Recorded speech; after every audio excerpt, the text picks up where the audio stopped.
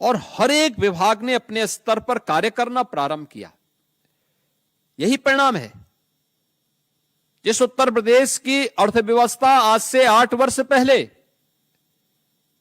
यानी 70 वर्षों में हम लोग केवल 13 लाख करोड़ तक पहुंचे थे, आज वह उत्तर प्रदेश इस वित्तीय वर्ष के अंत तक 35 लाख करोड़ की एक अर्थव्यवस्था बनने जा रही है।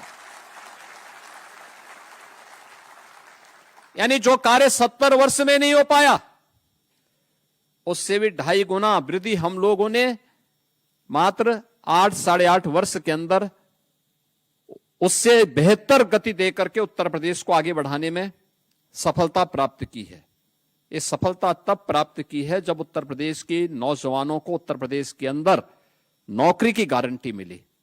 निष्पक्ष और पारदर्शी तरीके से भर्ती की प्रक्रिया जब संपन्न हुई, तब ये परिणाम हम सबके सामने आते हुए दिखाई दिए। मैं यहां पर जब चिकित्सा शिक्षा और चिकित्सा स्वास्थ्य की बात कर रहा हूं, आपने देखा होगा इसी सभागार में हम लोगों ने इससे पहले स्वास्थ्य विभाग की 1354 स्टाफ नर्स की भर्ती भी सफलतापूर्वक संपन्न की थी।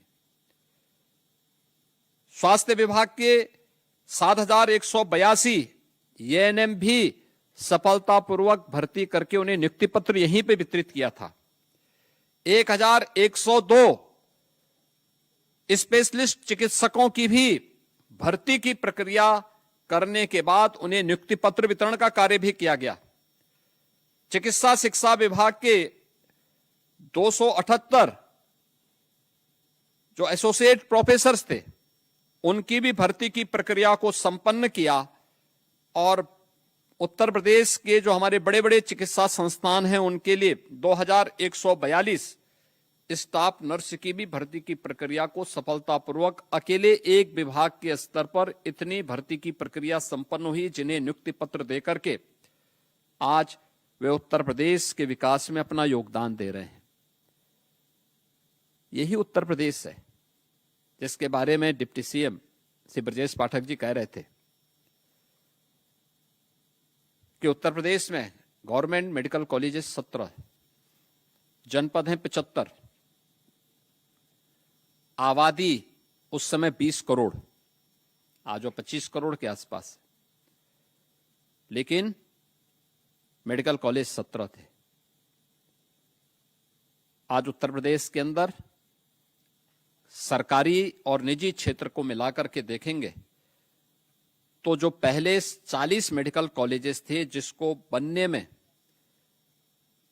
100 साल से ज्यादा लगे थे, आज उसी उत्तर प्रदेश में हम लोगों ने पिछले 8 साढ़े 8 वर्ष में मेडिकल कॉलेजेस की संख्या बढ़ा करके 80 से ऊपर हम पहुंचाने में सफल हुए हैं। और आज 1 डिस्ट्रिक्ट 1 मेडिकल कॉलेज या उत्तर प्रदेश की पहचान बन रही है।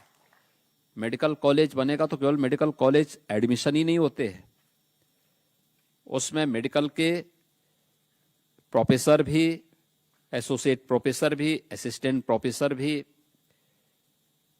उसमें अन्य क्लरिकल स्टाफ भी, उसमें स्टाफ नर्स भी, फार्मासिस्ट भी, टेक्नीशियंस भी, इन सब की भी भर्ती होती है। इस सभी भर्ती की प्रक्रिया के साथ जोड़ करके उन सबको भी नौकरी दी गई। वह भी उसके साथ उन्हें वहां पर हर एक मेडिकल कॉलेजेस में बड़े पैमाने पे ये सभी पद देने के साथ वहां भर्ती की प्रक्रिया को भी उसी रूप में आगे बढ़ाने का कार्य किया गया। परिणाम है कि आज जनपद स्तर पर लोगों को सुविधाएं मिलनी प्रारंभ हुई। पहले आपको किसी भी हॉस्पिटल में आप जाते थे तो हॉस्पिटल बंद मिलता था, दवा नहीं मिलती थी, डॉक्टर है तो दवा नहीं है, दवा है तो डॉक्टर नहीं है, अगर दवा और डॉक्टर उपलब्ध है तो बिजली नहीं है, कोई सुविधा नहीं मिल पाती थी। आज उत्तर प्रदेश मेडिकल कॉर्पोरेशन के माध्यम से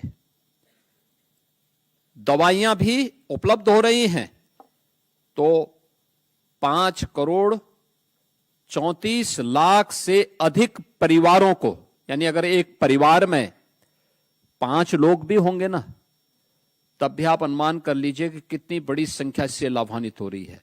यह आयुष्मान भारत कार्ड की सुविधा से यहां पर उत्तर प्रदेश के अंदर लाभान्वित हो रही है। लगभग 80 लाख से ऊपर लोगों ने आयुष्मान भारत की सुविधा का लाभ अब तक लिया है, जिसके लिए लगभग 3,000 करोड़ रुपए से अधिक की राशि उत्तर प्रदेश सरकार ने भारत सरकार के साथ मिलकर के पेमेंट किया है उन गरीबों की बेहतर चिकित्सा सुविधा के लिए। अभी हाल ही में हम लोगों ने उत्तर प्रदेश के चिकित्सा शिक्षकों के लिए कैशलेस मेडिकल सुविधा की घोषणा की है। आप अनुमान करिए कि 11 लाख शिक्षक यानी 11 लाख परिवार, सीधे सीधे 55 लाख लोग सीधे सीधे इस सुविधा से लाभान्वित होने वाले हैं। यानी आज सरकार के पास क्षमता है तो सरकार ये सुविधा उनको उपलब्ध करवा रही है, और वह गवर्नमेंट मेडिकल कॉलेजेस में भी, इम्पैनल्ड हॉस्पिटल्स में भी ये सुविधा प्राप्त कर रहे हैं। पहले इक्के दुक्के हॉस्पिटल में, लखनऊ में या बीएचयू वगैरह में छोड़ दिया जाए तो बाकी कहां आईसीयू कहीं भी नहीं था, ब्लड बैंक नहीं मिल पाता था, डिजिटल एक्सरे, कलर डॉपलर नहीं मिल पाता था, सीटी और एमआरआई तो बहुत दूर की बात है। आज उत्तर प्रदेश के अंदर आप देखेंगे हर जनपद में ब्लड बैंक है, हर जनपद में आईसीयू की सुविधा है। हम लोग जब 17 में आए थे तब उत्तर प्रदेश के अंदर 2/3 से अधिक जनपद ऐसे थे जहां पर एक भी आईसीयू के बेड नहीं थे।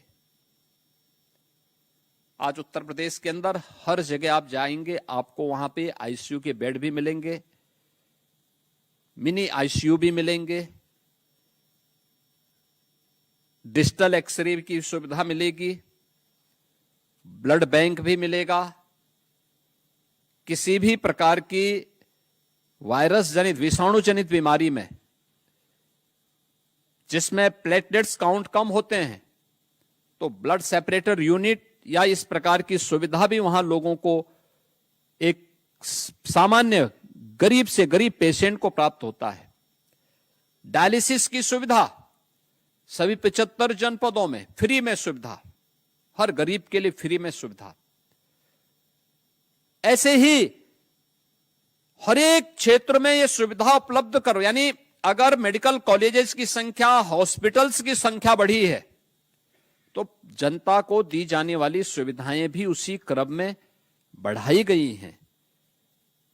टेक्नीशियन हो या फिर कनिष्क सहायक, ये किसी भी संस्थान की एक बैकबोन होती है, उसकी रीढ़ की हड्डी होती है।